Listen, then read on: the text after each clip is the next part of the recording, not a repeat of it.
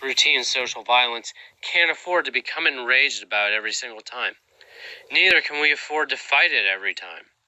If you don't experience social violence, this can be hard to understand. It can be easy to think we're underreacting, that we ought to be flying into a rage and reporting it. You might want to get furious on our behalf. As furious as you think you'd be if that happened to you. The thing is, when it happens to you multiple times every day, you can't always make a big deal of it.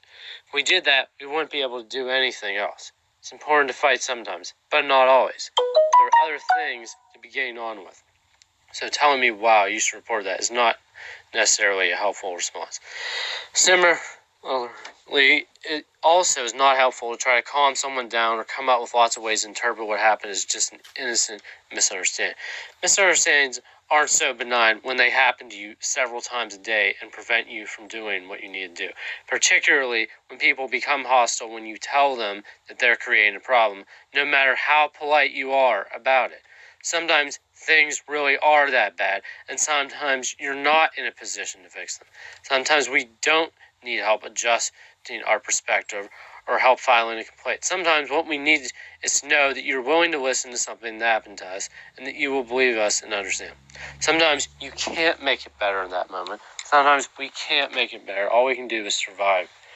We can't fight every battle, and sometimes the battles we don't fight can take as heavy toll on us as the battle we do fight. It's not easy to let things go when they're unjust and which we'd really like to fix things.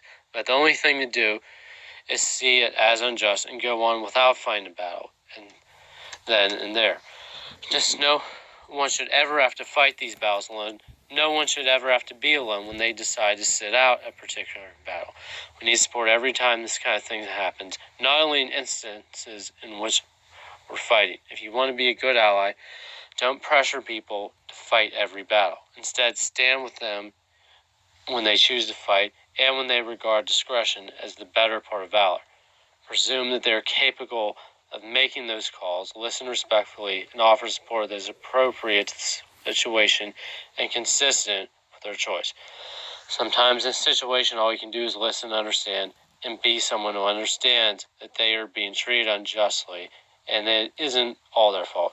It hurts not to be able to do more, but it's important not to let that pain get in the way of offering the support, respect, and listening that can help some in that situation. You can't always fix things either by fighting or by explaining. Sometimes there is no right solution, but you can be respectful ally of those who are disabled and marginalized.